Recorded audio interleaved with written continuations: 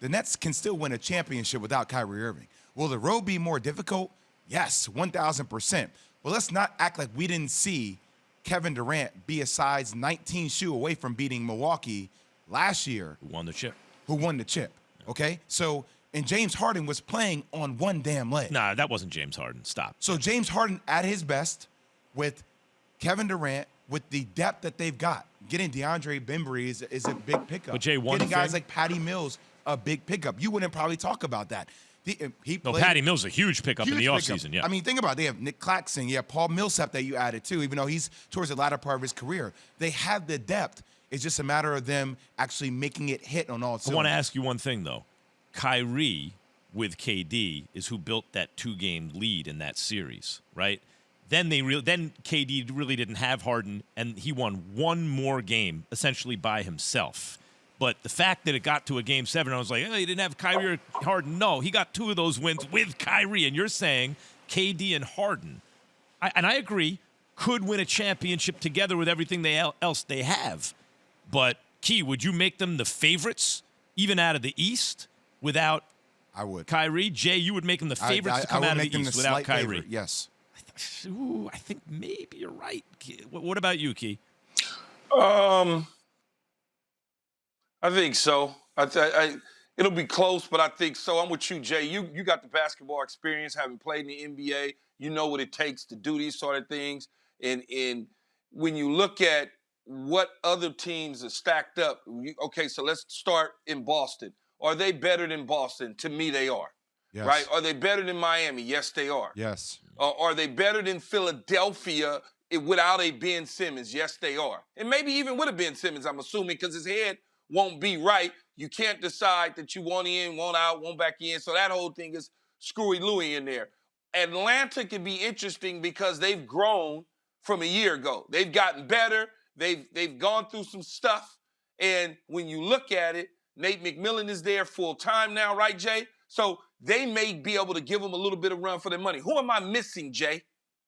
We got, Bucks? He said Bucks.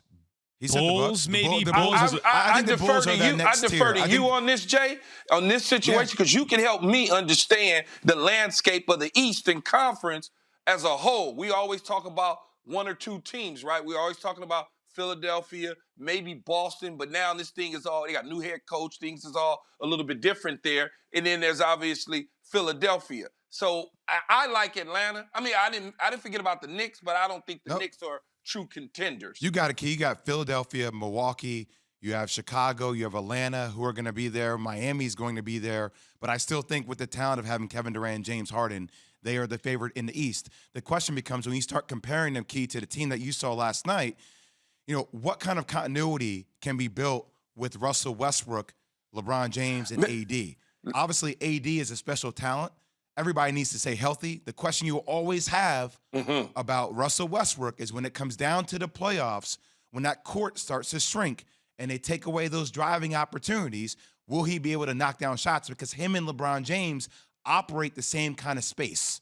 Yeah. Right? They both love to attack that rim going downhill. So then if you have the ball in LeBron James' hand when it counts, can Russ spread the floor? That's going to be a major question. So much of the hand-wringing about Russell Westbrook, he's doing this, he's doing that, really comes down to he doesn't shoot it very well. Right? Like if Russell Westbrook had a pure shot, he would be the best player that you've ever seen. He just doesn't shoot it great. But that's the reason that if everyone's at full strength, the Nets would be favored. Without Kyrie, I don't know if they would be favored. I don't know that they would even be watching them last night, Jay. I'm just telling you. I watched it. You know more. You know, I'm just saying in person. You know more basketball you forgot more basketball than I would ever know in anybody on this show. But in the end, you think about watching him in person last night, man. And I was gonna ask you this off air, and my brain went somewhere else. From 0 to 100, that dude go from one end of the court to the next. Oh, it's different. Yeah. It was like 4 moves to get to the other end. It wasn't even, you know what I'm saying? It was like boom, boom, boom, bam. And he was already at the cup and explosive. If LeBron can get him to settle down a little bit, I think, and another person that is an X factor, in my opinion, is a dude that used to play in New York, that played in Portland. Melo, man. Yeah. Melo was shooting the ball. You could tell last night he was getting comfortable on how he was stroking. Everything didn't go in, but everything looked like it's going to go in when the regular season starts. So I don't know if the Nets can beat the Lakers if they have full strength, and this is not being a homer. This is just having an opportunity to see them together on the court last night as one unit. Again, Jay, you would know better than me. That's why I defer to you in this situation, because you've been there, done it, and I didn't play basketball in the pros. Well, it's all good. Long season, styles, and how they play, Key. And it will be interesting. You will see Brooklyn play a very fast pace. Very fast pace. And when you still have Blake Griffin on the floor who can space out the floor with one of the most innovative offensive players the game has ever seen, combined with the most efficient scoring elite player the game has ever seen, that's still one hell of a By the algorithm, way, man. and like Blake Griffin was washed, and then we saw him posterize Giannis, and it's not like if he can do that, that means there's still a lot of Blake in there, and if he's your fourth option or if he becomes your third, that's tough for the Nets. And my thing, you still look at the Lakers and you see the names, right, Key? Like, names like that snack. Like you always talk about that snack, crackle, pop. Like you're like, damn, Melo. You got Rondo. You got LeBron. You got AD. You got all the names are overwhelming, but style of play matters, especially when you get to the playoffs. My 9-year-old son was like, "Them dudes old though, Dad." I'm like, yeah, but them names, man. Woo. I seen them names on the back of them jerseys, like you mentioned. Dwight Howard. I mean, you just think about it. I was like, damn, they got a lot of star power. This is my question for Jay right now. I think we agree, if everyone's at full strength, Nets are big favorites. If they have Kyrie and everybody, I right? say big favorites. They are, or would you favor them? Yes. Okay, over the Lakers in the finals. Yes.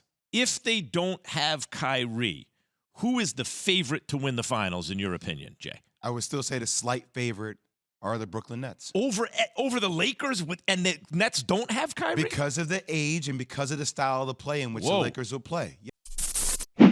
Thanks for watching ESPN on YouTube. For live streaming sports and premium content, subscribe to ESPN Plus right now.